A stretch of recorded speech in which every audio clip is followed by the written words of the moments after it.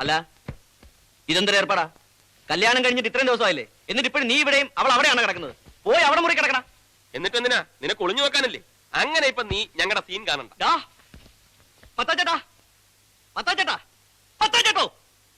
എന്താടാ തുടങ്ങിയ പിന്നെയും? ഇവനെ നോക്കിയേ, ഇവന്റെ കല്യാണം ശരിക്കുള്ള കല്യാണമായിരുന്നു എന്ന് എനിക്ക് സംശയമുണ്ട്. അല്ലെങ്കിൽ ആ പെണ്ണിനെ അവിടെ തനിച്ചാക്കിട്ട് ഇവൻ ഇവിടെ വന്ന് കിടക്കുന്ന എന്തിനാ? ശരിയാണല്ലോ, നിനക്ക് അവിടെ പോയി സുഖമായിട്ട് കിടന്നൂടാ ഗോപാലകൃഷ്ണ. ഓ, ആ സുഖം ഞാൻ വേണ്ടെന്ന് വെച്ചു. നിങ്ങളൊക്കെ ഇവിടെ ഇങ്ങനെ ദുഃഖിച്ചു കഴിയുമ്പോ ഞാൻ മാത്രം സൂഹിക്കുന്നത് ശരിയല്ലല്ലോ. അങ്ങനെ നീ എന്തിനാണ് ഒരു ത്യാഗം ചെയ്യണേ? എഴുന്നേൽക്കടാ, എടാ ഇങ്ങോട്ട് എഴുന്നേൽക്കാൻ. എഴുന്നേൽക്കടാ. മത്തായി ചേട്ടാ, ഞാനൊന്ന് പറയട്ടെ. തൽക്കാലം ഞങ്ങൾക്ക് കുട്ടികൾ വേണ്ട. 1 കൊല്ലം കഴിഞ്ഞിട്ട് മതിയെന്ന ഞങ്ങളുടെ തീരുമാനം. എടാ കാട്ടുപോത്തെ, ഇപ്പൊ പോയി കിടന്നാലേ 1 കൊല്ലം കഴിഞ്ഞിട്ട് കുട്ടികളുണ്ടാവുള്ളൂ. അല്ലാണ്ട് നാളെ കാലത്തൊന്നും കുട്ടികളുണ്ടാവില്ല. ബാലകൃഷ്ണ പിടിച്ചേ, പിടിക്ക്. എന്തോ ഞാൻ പോവാ. സാധനം വീണു. ഓക്കെ, ഇവന് ചിലപ്പോ കുടുംബാസൂത്രണത്തിന് ചിലപ്പോ ഗവൺമെന്റിൽ നിന്ന് കാശ് വിട്ടുട്ടോ. തെമ്മാരത്തിനെ കാണിക്കുന്നത് അതിന് വേണം കേട്ടോ. എന്താ ഇത്? മര്യാദയ്ക്ക് കട്ടിൽ ഇങ്ങോട്ട് കൊണ്ടുവരണോ ഞാൻ അങ്ങോട്ട് വരണോ? ബാലകൃഷ്ണ, ഇത് നല്ല ഐശ്വര്യമുള്ള കട്ടള. എന്റെ അപ്പാപ്പൻ ഇതുമ്മ കിടന്നിട്ട് 3-ാം ദിവസം തട്ടിക്കും. ഇതെന്താ ഇങ്ങോട്ട് പിടിച്ചോണ്ട് വരുന്നത്? ഇതെന്താണെന്ന്? കട്ടില് കണ്ടൂടെ? അങ്ങ് മാറി കൂട്ടി. ഇതെന്തിനാ ഇവിടെ കൊണ്ടിടുന്നത്? ഇന്നു മുതൽ ഈ കട്ടിലിന്റെ സ്ഥാനം ഇവിടെയാ. ഇവിടെ ഒരു കട്ടിലുണ്ടല്ലോ, പിന്നെ എന്തിനാ ഇത്? അത് തന്റെ കട്ടില്. ഇതേ കിടക്കേണ്ട ആൾ ഇപ്പൊ വരും. ആര്? നീ ഇതങ്ങോട്ട് വിരിച്ചേ. ചോദിച്ചത് കേട്ടില്ലേ? ആരെവിടെ വന്ന് കിടക്കാൻ പോകുന്നേന്ന്? ചൂടാവല്ലേ സിസ്റ്ററെ, ഞാനല്ല. പോരെ, നിനക്ക് എന്താ നാണം? ഇന്ന് മുതൽ നിങ്ങൾ 2 അല്ല 1. അയ്യേ, നീ എന്തിനാണ് അവിടെ വട്ടം കറങ്ങി നിൽക്കണേ? നാണമില്ലേ? വാതിലടച്ചുകളല്ലേ? ഓ, അടച്ചു കളഞ്ഞു. മത്തായി ചേട്ടാ, പുറത്തുനിന്ന് കുറ്റിയിട്ടേക്കല്ലേ? കുറ്റിയൊന്നും ഇട്ടിട്ടില്ലടാ. അയ്യോ, കുറ്റിയിട്ട് കളഞ്ഞു. ഇതാ ചെറിയ കാര്യം മതി, മത്തായി ചേട്ടാ ഉടനെ കുറ്റിയിട്ട് കളയും. മത്തായി ചേട്ടാ,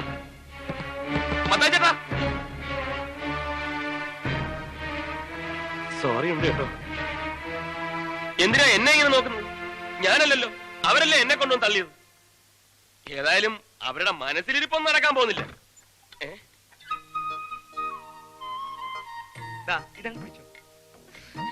അയ്യോ, നാണം നാണം നാണം. പകുതി കുടിച്ചിട്ട് ബാക്കി പകുതി ആ കുട്ടിക്ക് കൊടുത്തേക്ക്. പിന്നെ ബാക്കി ഉണ്ടെങ്കിൽ നാളെ കാലത്ത് കുടിക്കും. മത്തായിച്ചേട്ടാ, ഓ പിന്നെ അടച്ചു കുറ്റിയിട്ടല്ലോ. ഇത് വലിയ ശല്യമായല്ലോ. ഇന്നിവിടെ എന്തെങ്കിലുമൊക്കെ നടക്കുമെന്ന അവന്മാരുടെ വിചാരം. അതിന് വേറെ ആളെ നോക്കണം. മീര പേടിക്കണ്ട, കട്ടില് സൗകര്യമായിട്ട് കിടന്നോളൂ. ഞാനിവിടെ അറ്റത്ത് ഒതുങ്ങി കിടന്നോളാം. പോരെ? വേണ്ട, കട്ടിലിന്റെ സാറ് തന്നെ വിസ്തരിച്ച് കിടന്നോളൂ.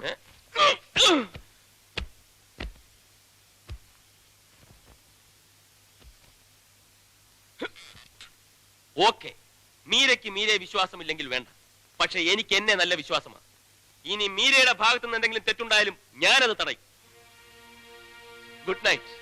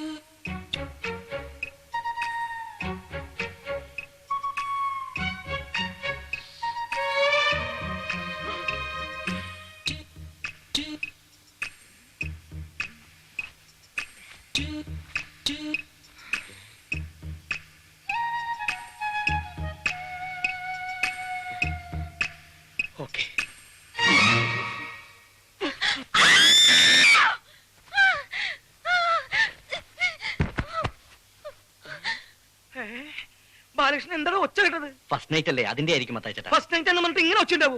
ഇത് ഫസ്റ്റ് നൈറ്റ് അല്ല, ലാസ്റ്റ് നൈറ്റ് ആണെന്ന് തോന്നുന്നത്. ഞാനങ്ങനെ ഇവിടെ വന്നു? ആരാ എന്നെ പൊക്കിയെടുത്ത് ഇവിടെ കൊണ്ട് കിടത്തിയത്? നീയാണോ? മതി, അഭിനയിച്ചതും പച്ചപ്പാവൻ ചമഞ്ഞതും ഒക്കെ. ചതിയനാണ് നീ, കൊടും ചതിയൻ. മീര, ബഹളം ഉണ്ടാക്കരുത് പ്ലീസ്. അപ്പുറത്ത് അവരൊക്കെ ഉണ്ട്. അവരൊക്കെ കേക്കട്ടെ, സത്യം എന്താണെന്ന് അവരറിയട്ടെ. നിങ്ങൾ ചെയ്ത വൃത്തിയുടെകളൊക്കെ ഇവിടെ എല്ലാവരും അറിയട്ടെ. അതിന് ഞാൻ എന്ത് വൃത്തിയേട് ചെയ്തെന്നാ? ഉറക്കത്തിൽ അറിയാവുന്ന കെട്ടിപ്പിടിച്ചോ? അപ്പൊ നീ എന്നെ ഉറക്കത്തിൽ കെട്ടിപ്പിടിച്ചോ? അത് ഞാൻ ക്ഷമിച്ചില്ല. അതുപോലെ ഞാനും ഒന്ന് അറിയാണ്ട് ചെയ്തു പോയതാ. അറിയാണ്ടാണല്ലേ?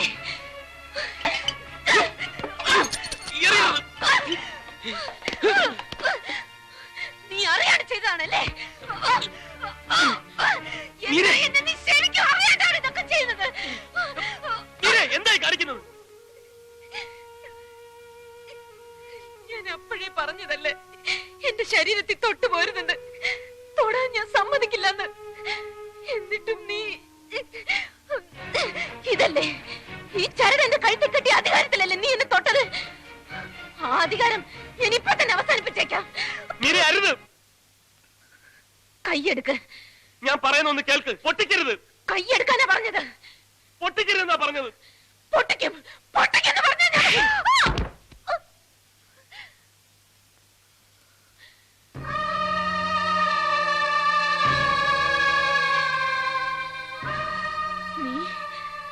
നീ എന്നെ തല്ലിയല്ലേ? നിന്നെ തല്ലുകയല്ല, കൊന്നു കുഴിച്ചു മുടുക വേണ്ടത്. ഇനി ആ താലിയിൽ എങ്ങനെ തൊട്ടാലുണ്ടല്ലോ കൊന്നുകളയും നിന്നെ ഞാൻ. വേണ്ട, നീ എന്നെ കൊല്ലണ്ട. ഞാൻ ചാവല്ലേ നിനക്ക് വേണ്ടു? ഞാൻ ചത്തോളാം, ഞാൻ തന്നെ ചത്തോളാം. പോ, എവിടെയെങ്കിലും പോയി ചാവ്. കാണിച്ചു തരാം, എല്ലാത്തിനും ഞാൻ കാണിച്ചു തരാം. എന്റെ ശവത്തിന് നിങ്ങളെ കൊണ്ടൊക്കെ ഞാൻ സമാധാനം പറയിക്കും. നോക്കിക്കോ.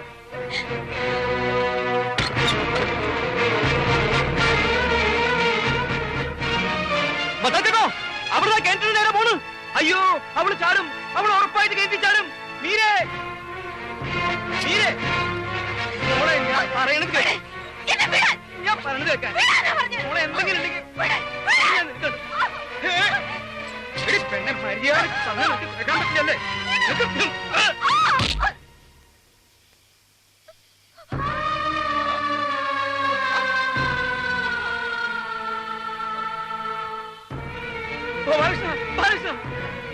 അയ്യോ മീരേ, ബാലകൃഷ്ണ പൊക്കടാ.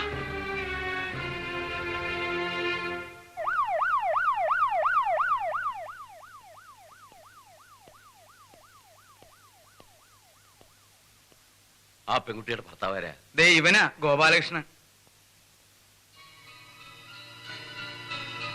ഇരിക്കൂ.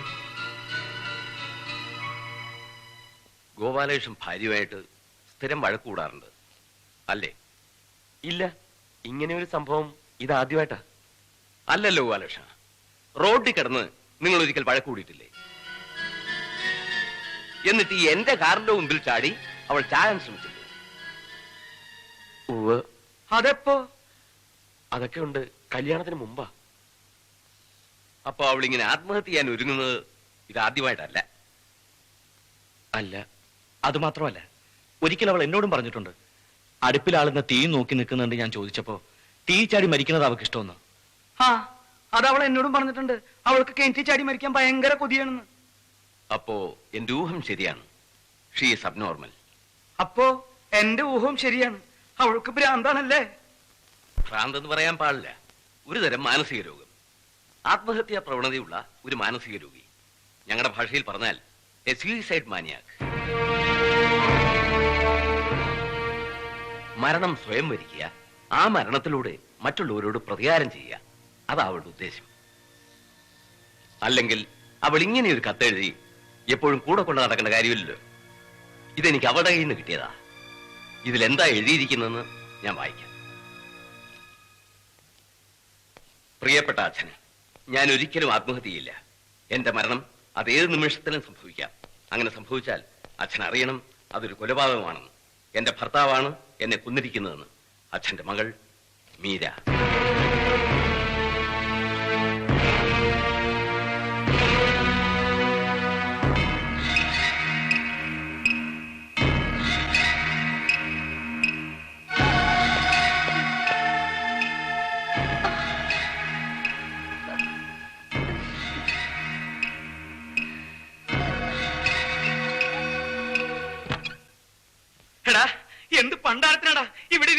എടുത്തിരിക്കുന്നത്.